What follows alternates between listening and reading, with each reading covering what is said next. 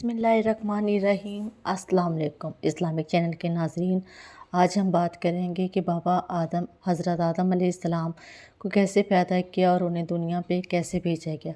حضرت آدم علیہ السلام سے پہلے اس دنیا پہ جو مخلوق تھی وہ کیسی تھی اور انہیں کس طرح بنایا گیا اور بھیجا گیا تھا، اور حضرت آدم علیہ السلام کو جب اس دنیا میں بھیجا گیا تو جو پہلے والی مخلوق تھی ان کے ساتھ اللہ تعالیٰ نے کیا کیا، انہیں ختم کر دیا یا پھر وہ مخلوق دکھنے میں کس طرح کی تھی، یہ سب کچھ آج ہم اس میں ذکر کریں گے۔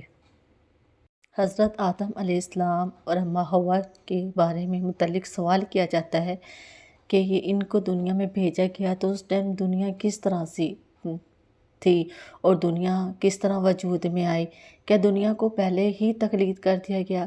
اسلامک چینل کے ناظرین، آج بھی سائنس اس بات پہ لگی ہوئی ہے اور تجربات سے اور عربی کتب میں کافی جگہ پہ وضاحت کر دی گئی ہے۔ کچھ مشاہدوں میں کوئی بات آتی ہے اور کچھ مشاہدوں میں کوئی بات آتی ہے۔ ہر ایک کے ذہن میں یہ خیال لازمی آتا ہے کہ جب اللہ نے حضرت آدم علیہ السلام کو اس دنیا میں بھیجا تو اس سے پہلے کیا تھا؟ کیا شیطان کو پہلے اس دنیا میں بھیجا گیا یا حضرت آدم علیہ السلام کو؟ اسلامک چینل کے ناظرین، اس ویڈیو میں ہم آپ سے اس بات کا بھی ذکر کریں گے کہ حضرت آدم علیہ السلام سے پہلے کس پیغمبر کو زمین پہ بھیجا گیا تھا، اور حضرت آدم علیہ السلام کی تخلیق مٹی سے ہی کیوں کی گئی، اور وہ مٹی کہاں سے لائے گی۔ حضرت آدم علیہ السلام نے اپنی زندگی زمین پہ اترنے کے بعد کیسے شروع کی، اور انہیں جنت سے زمین پہ کیوں بھیجا گیا، اور وہ اپنے ساتھ جنت میں سے کیا لے کے آئے تھے، اور ان کی وفات کب اور کیسے ہوئی۔ اسلامک چینل کے ناظرین، حضرت آدم علیہ السلام کو زمین پہ بھیجنے سے پہلے شیطان جو کہ ابلیس آگ سے بنا ہوا ایک جن تھا جو کہ انتہائی عبادت گزار تھا، اس کو زمین پہ پھینکا گیا۔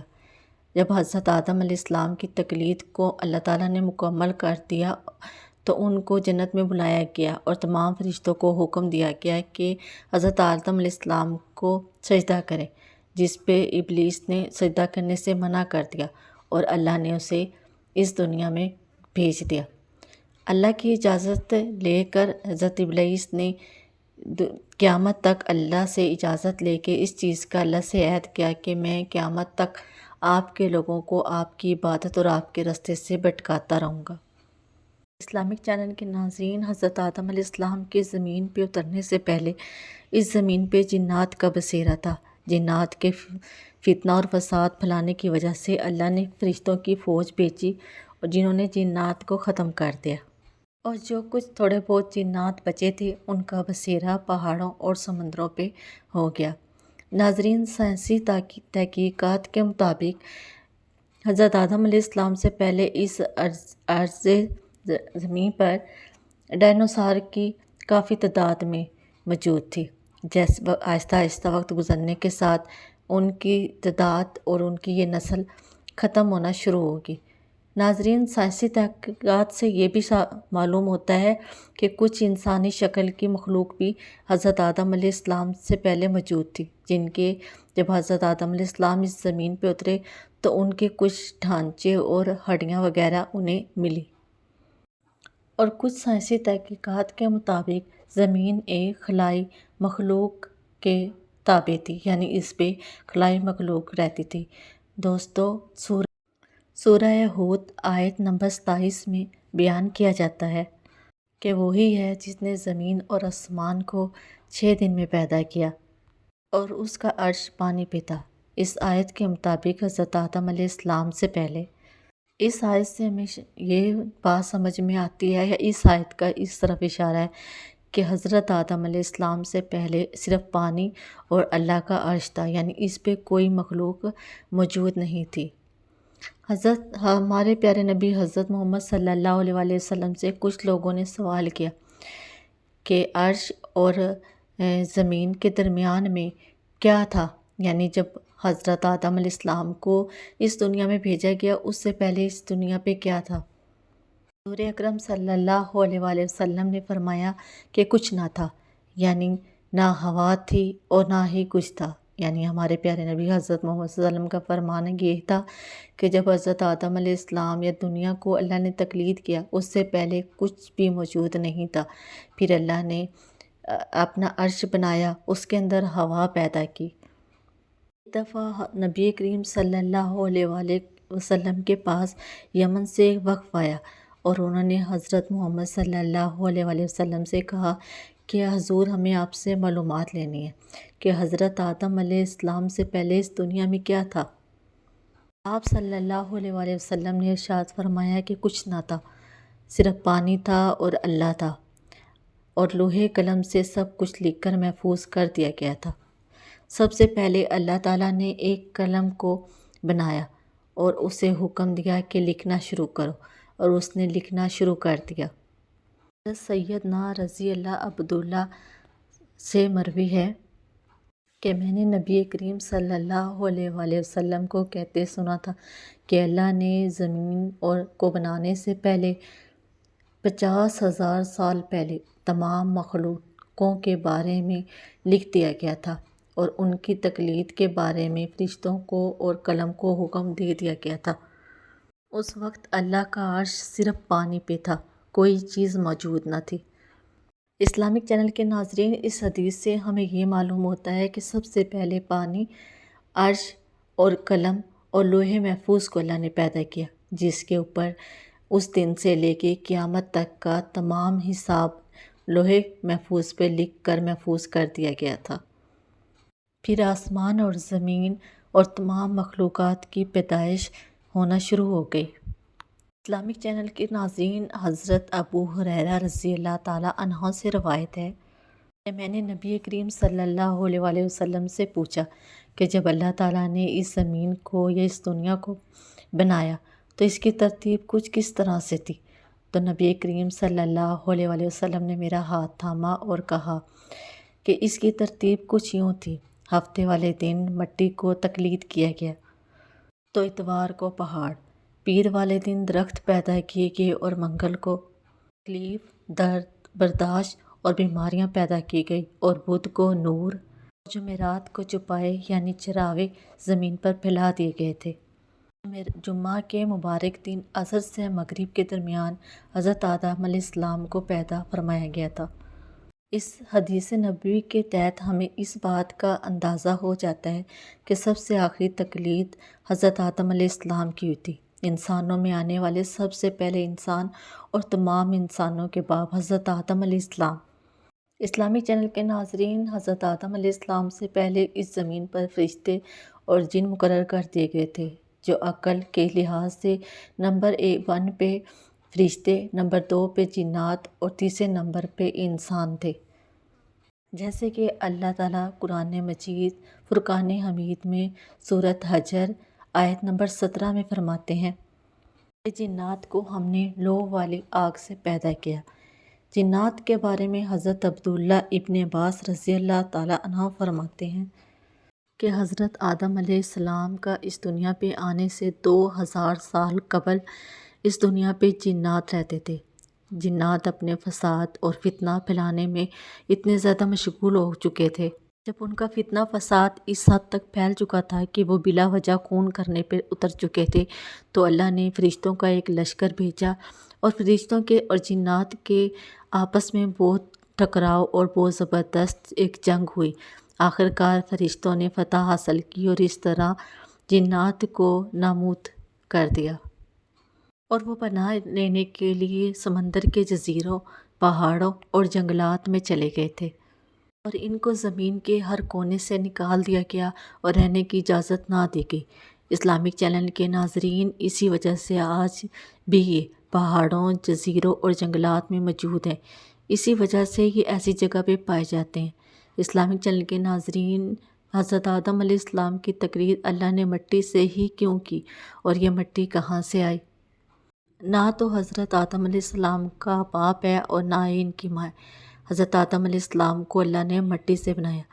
جب حضرت آدم علیہ السلام کو اللہ تعالیٰ نے بنانا تھا تو اللہ تعالیٰ نے حضرت اسرائیل علیہ السلام کو حکم دیا کہ زمین پر جاؤ اور ایک مٹی مٹھی مٹی لے کے آؤ۔ تو حضرت اسرائیل علیہ السلام اللہ کے حکم سنتے ہی زمین پہ آئے اور ایک مٹھی مٹی آسمان پر لے گئے۔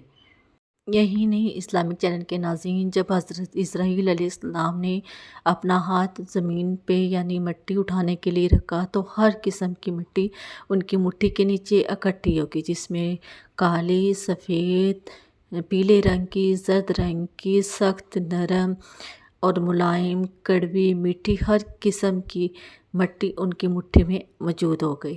پھر اس مٹی کو ہر قسم کے پانی سے گوندھنے کا حکم دیا گیا۔ اس ایک مدت تک اس مٹی کو گوندا گیا۔ جب یہ چپکنے والی ہو گئی تو ایک مدت تک اسے دوبارہ سے گوندا گیا اور پھر وہ ایک گارا کی شکل اختیار کر گئی۔ سوکھنے کے بعد وہ کھن کھن یعنی شور والی ایک کنکریوں کی شکل میں مٹی تبدیل ہوگی۔ پھر اس مٹی سے اللہ تعالیٰ نے حضرت آدم علیہ السلام کا پتلا تخلیق کیا۔ حضرت آدم علیہ السلام کا پتلا بنا کر اللہ تعالیٰ نے جنت کے دروازے پہ رکھ دیا اور فرشتے اس پتلے کو دیکھ دیکھ کے حیرت انگیز ہوتے، کیونکہ آج سے پہلے کبھی فرشتوں نے اس طرح کی عجیب مخلوق نہیں دیکھی تھی۔ پھر اللہ تعالیٰ نے روح کو حکم دیا کہ اس پتلے کے اندر داخل ہو جاؤ۔ اسلامک چینل کے ناظرین، جیسے ہی اللہ کے حکم سے روح پتلے کے اندر داخل ہوتی ہے، آپ کے نتلے یعنی آپ کے ناک سے اندر داخل ہوتی ہے تو آپ کو چھینک آتی ہے، یعنی حضرت آدم علیہ السلام کو چھینک آتی ہے، اور جب وہ روح دل تک پہنچتی ہے تو حضرت آدم علیہ السلام کی زبان سے شکر الحمدللہ یعنی الحمدللہ نکلتا ہے۔ پھر بدلے میں اللہ نے فرمایا، یا رحمک اللہ، یعنی اللہ تم پر رحمت فرمائے، اور فرمایا، اے ابو محمد یعنی ابن آدم، میں نے تجھے اپنی عبادت کے لیے بنایا۔ جب روح آہستہ آہستہ پورے جسم میں پھیل گئی تو آپ حرکت میں آ گئی اور آپ نے چلنا شروع کیا۔ اللہ تعالیٰ نے حضرت آدم علیہ السلام کو 4 عظیم شان مرتبے عطا کیے تھے۔ نمبر 1 کہ اللہ تعالیٰ نے حضرت آدم علیہ السلام کو خود اپنے ہاتھوں سے بنایا تھا۔ یہاں میں ایک بات آپ لوگوں سے کلیئر کرتی جاؤں کہ اللہ تعالیٰ حجوز یعنی جسم کے سب حصوں سے پاک ہیں، یعنی ان کے جسم کا کوئی حصہ نہیں۔ تو اللہ تعالیٰ نے اپنی رحمت اور اپنی نظر کرم سے حضرت آدم علیہ السلام کی تخلیق خود کی۔ نمبر 2 ان میں روح پھونکی۔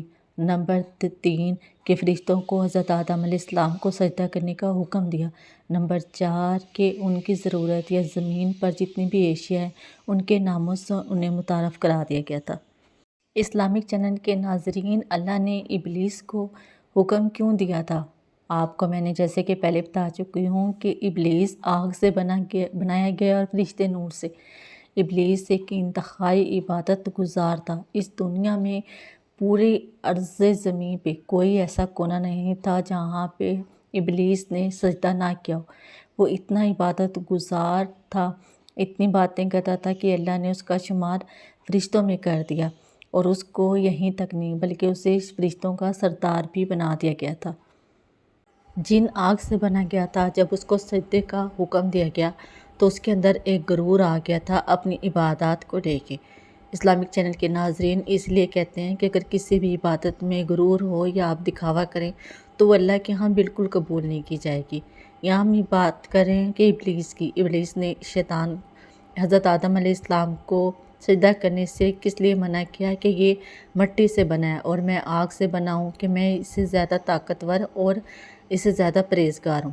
خیر اسلامک ناظرین، یہاں سے شر اور گناہ کا سلسلہ جاری ہو گیا۔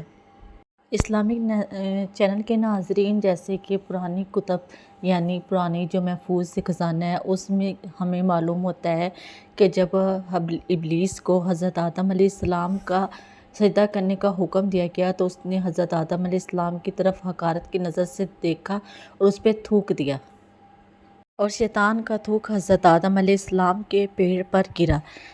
اللہ نے حضرت جبریل علیہ السلام کو حکم دیا کہ شیطان کا تھوک جس جگہ پہ گرا ہے وہ اس مٹی کو نکال دے۔ حضرت جبریل علیہ السلام نے جب وہ مٹی نکالی تو حضرت آدم علیہ السلام کے پیٹ پہ ایک چھوٹا سا سوراخ بن گیا، جو سوراخ آج بھی ہمارے پیٹوں پہ ایک ناو کی شکل میں موجود ہے۔ حضرت آدم علیہ السلام کے پیٹ کی وہ مٹی جس پہ شیطان نے تھوکا تھا، اللہ نے اس مٹی سے کتے کو بنا دیا گیا۔ اسلامی چینل کے ناظرین، کتے کے بارے میں سائنسی اور اسلامی لحاظ سے کافی تقلید ہمارے سامنے آتی ہیں۔ اماں حوا اور بابا آدم علیہ السلام کو زمین پر بھیجا۔ جب حضرت آدم علیہ السلام اور اماں حوا اس زمین پہ آئے تو ابلیس نے درندوں کو بھڑکایا کہ تم ان کو کھا جاؤ ورنہ یہ تمہیں ختم کر دیں گے۔ تو اسی دوران اللہ نے کتے کو بنایا اور حضرت آدم علیہ السلام اور اماں حوا کی حفاظت کے لیے، ان درندوں سے حفاظت کے لیے کتے کو مقرر کیا۔ یعنی کتے کی پیدائش حضرت آدم علیہ السلام کے فوراً بعد ہوئی۔ حضرت ابو موسیٰ عسکری رضی اللہ عنہ سے روایت ہے کہ حضرت آدم علیہ السلام کا پتلا ایک مٹی سے بنایا گیا ہے اور وہ مٹی میں ہر قسم کی مٹی شامل تھی۔ یعنی اب حضرت آدم علیہ السلام کی اولاد میں ہر قسم کے رنگ، الگ الگ زبانوں اور الگ الگ قسم کی شکل رکھنے والے لوگ موجود ہیں۔ ہر قسم کی مٹی سے بنانے کا مطلب یہ تھا کہ اس میں ہر رنگ اور ہر نسل کے انسان موجود ہوں گے۔ حضرت آدم علیہ السلام کا لقب ابو محمد یا ابو البشر کنیت عبداللہ ہے اور آپ اللہ کے پہلے پیغمبر یا نبی تھے۔ آپ نے 927 سال کی برس عمر پائی۔ بوقت وفات یعنی مرنے سے پہلے آپ کی اولاد کی تعداد تقریباً 1,00,000 ہو چکی تھی، جنہوں نے طرح طرح کی عمارتیں بنا کے اس زمین کو آباد کرنا شروع کر دیا۔ اسلامک چینل کے ناظرین، قرآن پاک میں بار بار اس بات کا تذکرہ کیا گیا ہے کہ حضرت آدم علیہ السلام کو مٹی سے بنایا گیا ہے۔ جنت میں اللہ کی طرف سے آپ کو بہشت کی وجہ سے آپ جنت میں بہت پریشان رہنے لگے، اس لیے اللہ کے حکم کی وجہ سے آپ پہ اللہ نے نیند کو غالب کر دیا اور آپ کچھ دیر کے لیے سو گئے۔ جب آپ سو گئے تو حضرت آدم علیہ السلام کی پسلی سے اماں حوا کو پیدا کیا گیا۔ جب حضرت آدم علیہ السلام نیند سے بیدار ہوئے تو انہوں نے دیکھا کہ ان کے پاس ایک بہت ہی خوبصورت نوجوان عورت بیٹھی ہے۔ تو آپ نے اس سے پوچھا کہ کون ہو اور یہاں کیا کرنے آئی ہو؟ تو تب اماں حوا نے فرمایا کہ میں تمہاری بیوی ہوں اور اللہ نے مجھے تمہارے سکون اور قلب کے لیے پیدا کیا گیا ہے۔ تم مجھ سے سکون اور قلب حاصل کرو گے اور میں تم سے سکون اور قلب حاصل کریں گے۔ ہم ہنسی بسی خوشی اپنی زندگی بسر کریں گے اور اللہ کی نعمتوں کا شکر ادا کریں گے۔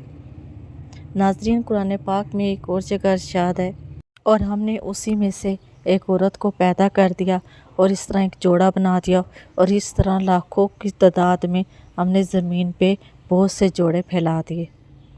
ناظرین، جہاں قرآن پاک میں بڑے بڑے تجربات اور ہولناک عذاب کے بارے میں تذکرہ کیا گیا، وہاں پہ حضرت آدم علیہ السلام کی تقلید کے بارے میں بھی ذکر ہے، جہاں پہ اللہ تعالیٰ فرماتا ہے کہ ہم نے مرد اور عورت کو پیدا کیا، یعنی ایک مرد اور عورت کو پیدا کیا۔ جیسے کہ آج کے دور میں ایک انسان اور عورت کے ہاں ایک بچہ پیدا ہوتا ہے، تو اس کا یہ مطلب ہے کہ ہم نے عورت اور مرد میں سے ایک انسان کو پیدا کیا ملی ہوئی منی سے، اور پھر خالی ایک مرد میں سے ایک عورت کو پیدا کر دیا گیا، یعنی اس کا مطلب اماں حوا ہے، جنہیں بابا آدم علیہ السلام کی پسلی سے پیدا کیا گیا تھا۔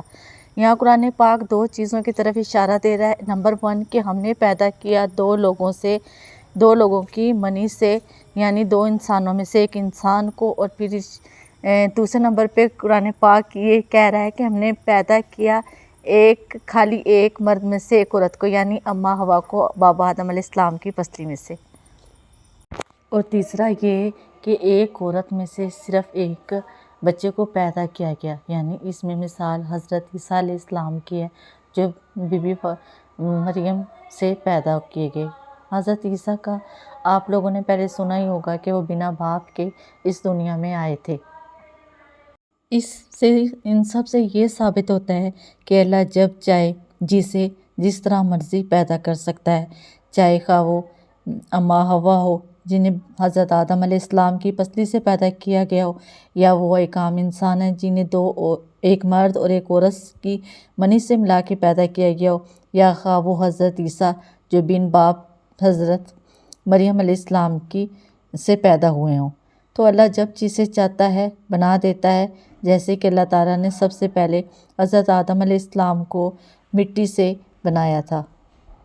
اگر رب العزت ایسا نہ کرتے تو پھر عورتوں کو مان ہوتا کہ اگر ہم نہ ہوتی تو اکیلے مرد کیا کرتے، اور اسی طرح مردوں کو گمان ہوتا کہ ہم نہ ہوتے تو عورتیں تنہا کیا کرتی، اور اسی طرح ان دونوں کو گمان ہوتا کہ ہم دونوں نہ ہوتے تو اس دنیا میں انسان کیسے آتا۔ جیسے میں تفصیل سے آپ کو بتا دیتی ہوں کہ جیسے اگر دونوں کو گمان ہوتا کہ اگر ہم نہ ہوتے تو اس دنیا میں انسانوں کا وجود کیسے ہوتا، تو اس کے لیے اللہ تعالیٰ نے مٹی سے حضرت آدم علیہ السلام کے پتلے کو بنایا۔ اور اسی طرح اگر مردوں کو گمان ہوتا کہ ہم نہ ہوتے تو عورتوں سے بچے کیسے پیدا ہوتے، تو حضرت عیسیٰ علیہ السلام کو حضرت مریم سے پیدا کر کے اللہ تعالیٰ نے مردوں کا منہ بند کر دیا، اور اسی طرح عورتوں سے کے سامنے یہ بات ظاہر ہوتی کہ اگر ہم نہ ہوتی تو یہ سب کیسے ہوتا، تو مردوں کی پسلی سے یعنی حضرت آدم علیہ السلام کی پسلی سے عورت کو پیدا کر دیا گیا۔ اس لیے اللہ تعالیٰ نے یہ سب کچھ کر کے ان سب کا منہ بند کر دیا۔ ناظرین، نہ تو یہ بات قرآن پاک میں موجود ہے اور نہ ہی حدیث میں کہ حضرت آدم علیہ السلام کے بعد حضرت نوح علیہ السلام کتنے عرصے کے بعد ہے۔ ہاں، ایک کسی صحابی کے کتب کے تحت ہمیں یہ معلوم ضرور ہوتا ہے کہ حضرت آدم علیہ السلام اور حضرت نوح علیہ السلام کی پیدائش کے درمیان کا جو وقفہ ہے وہ تقریباً 1200 سال کے درمیان کا ہے، اور حضرت ابراہیم سے حضرت موسیٰ علیہ السلام کا 565 سال کا وقفہ ہے، اور حضرت عیسیٰ علیہ السلام 1356، اور حضرت عیسیٰ کے بعد حضرت محمد صلی اللہ علیہ وسلم کے درمیان 600 برس کا وقفہ ہے۔ اور جہاں تک انبیاء کے حیات یعنی زندہ اور انہوں نے کتنی عمریں کتنی سال عمر زندہ رہے، تو حضرت آدم علیہ السلام 965 سال، اور حضرت نوح علیہ السلام 950 برس، ابراہیم علیہ السلام 200 برس، اور حضرت داؤد علیہ السلام 100 برس، اور حضرت عیسیٰ علیہ السلام 33 برس، اور حضرت محمد صلی اللہ علیہ وسلم 63 سال رہے۔ اسلامک چینل کے ناظرین، بابا آدم سے لے کے یعنی جب انہیں اللہ تعالیٰ نے زمین پہ بھیجا اس ٹائم سے لے کے اور آج 6850 برس کا ہے۔ اسلامک چینل کے ناظرین، آپ کو یہ بھی بتا دیتے ہیں کہ جنت کے بعد اللہ تعالیٰ نے جب پہلی دفعہ حضرت آدم علیہ السلام کو زمین پہ اتارا تو وہ کون سا مقام اور جگہ تھی۔ جب حضرت آدم علیہ السلام پہ زمین پہ اترے تو وہ مکہ اور طائف کے درمیان ایک پہاڑی تھی، اس کے اوپر آپ اترے تھے، اور بعض صحابہ کرام اور علماء کے کہنے کے مطابق حضرت آدم علیہ السلام کو صفا کی پہاڑی پہ اترا گیا۔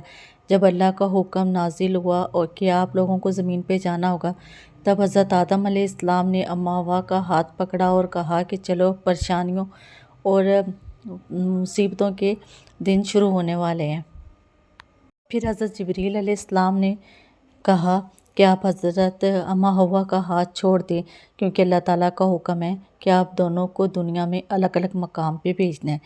جیسے ہی جبریل علیہ السلام نے کہا تو حضرت آدم علیہ السلام نے اماں ہوا کا ہاتھ چھوڑ دیا، اور حضرت جبریل علیہ السلام نے حضرت آدم علیہ السلام کو سندیپ جو کہ سری لنکا میں ہے اور اماں ہوا کو جدہ میں اتارا گیا، اور حضرت آدم علیہ السلام اور حضرت اماں ہوا علیہ السلام کے زمین پہ اتارنے سے پہلے ہی شیطان کو زمین پہ بھیج دیا گیا تھا۔ آج کے نقشے کے مطابق جدہ اور سندیپ کا جو فاصلہ ہے وہ 2100 کلومیٹر کے مطابق ہے۔ ایسے سری لنکا میں موجود ایک پہاڑی ہے جس پہ حضرت آدم علیہ السلام کے پاؤں کے نشان موجود ہے، اور جس پہاڑی کو ان کے نام سے منسلک کر دیا گیا ہے۔ ناظرین، یہ سری لنکا کی دوسری بڑی چوٹی ہے جس کی لمبائی 7000 فٹ اونچی۔ یہ پہاڑی سری لنکا کے شہر کولمبو سے 200 کلومیٹر کے فاصلے پہ موجود ہے۔ اس چوٹی پہ جانے کا تقریباً سفر 4 گھنٹے لگتا ہے، اور اس کو جو نقش ہے اس کو محفوظ کیا گیا ہے، اور اس کو مختلف ٹائم میں یعنی جو مختلف اوقات میں اس کو اوپن کر دیا جاتا ہے، کھول دیا جاتا ہے زیارت کے لیے۔ اس میں ایک سیاہ کلر کا پتھر ہے جس کے اوپر حضرت آدم علیہ السلام کے دائیں پاؤں کا جو نقش ہے وہ کافی گہرا ہے۔ اس نقش پہ جو پاؤں کا نشان کا سائز ہے وہ 5 فٹ لمبا اور 2 فٹ چوڑا ہے۔ اس نقش یعنی جو پاؤں کا نشان ہے اس کے مطابق حضرت آدم علیہ السلام کے قد کا اندازہ لگایا جا سکتا ہے۔ سائنسی تحقیقات اور کتب کے اندر یہ آتا ہے کہ حضرت آدم علیہ السلام کا جو ہائٹ تھی وہ 35 سے 40 فٹ تک تھی، اور جو لوگ ہیں وہ اپنے اپنے طریقے سے یعنی فجر اور طلوع آفتاب کے ٹائم یہاں پہ عبادت کرتے ہیں، اور جو بدھ مت ہیں طلوع آفتاب کے وقت سادھو سادھو کر کے اس کی پوجا کرتے ہیں، جبکہ مسلمانوں کے نزدیک یہ حضرت آدم علیہ السلام کا نقش ہے۔ بدھ مت کے نزدیک ان کے مطابق یہ نشان بدھا کا ہے، اور ہندوؤں کے مطابق یہ جو نشان ہے شیو جی کا ہے۔ بدھ مت کی سب سے پرانی اور قدیم کتاب میں اس نقش کا ذکر ہے۔ اسلامک چینل کے ناظرین، اپریل کے مہینے میں بہت زیادہ تعداد اس نقش کی زیارت کرنے کے لیے آتی ہے۔ تاریخ کے مطابق ابن بطوطہ اور سکندر اعظم نے بھی اس نقش کا جو ہے زیارت کی تھی، اور وہ یہاں پہ اس مقام پہ آئے تھے۔ زیارت کے بعد ابن بطوطہ نے اس سفر کو بڑا خوبصورت اور دلچسپ لکھا ہے۔ ابن بطوطہ لکھتے ہیں کہ جب میں سری لینڈ یعنی سری لنکا پہنچا تو میں نے سری لینڈ کے جو شہزادے تھے یا جو یہاں کے وزیر اعظم سے ان سے میں نے کہا کہ میں اس نقش کی زیارت کرنا چاہتا ہوں۔ راجا نے میرے جانے کی تیاری کی، اور میرے جانے کی تیاری کے لیے انہوں نے ایک ڈولہ، 4 آدمی، 10 اور مزید لوگ، اور اس طرح ایک ٹیم اور 4 لوگ جو میرا ڈولہ اٹھانے والے تھے، اور 15 لوگ جو کہ میرا سامان اٹھانے والے تھے، میرے ہمراہ نقش کی زیارت کے لیے پہاڑی پر روانہ کیے۔ ابن بطوطہ کے مطابق کہ یہاں چینی بھی زیارت کے لیے آتے ہیں۔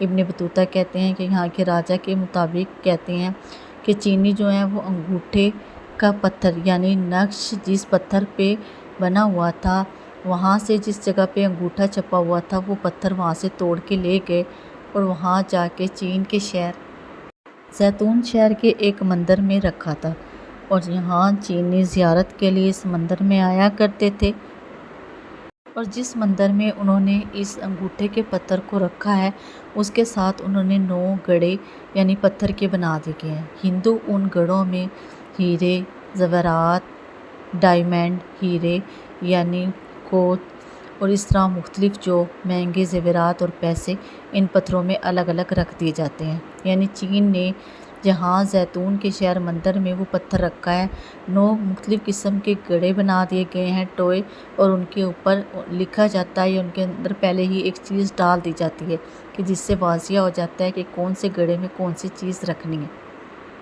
آدم علیہ السلام جب زمین پہ اترے تو ان کا کھانا کیا تھا؟ حضرت آدم علیہ السلام 100 یا 60 سال جنت میں رہے۔ دوسری جانب شیطان غصے میں تھا اور ان سے بدلہ لینے کے لیے ہر کامیاب کوشش کرنے کے لیے تیار تھا۔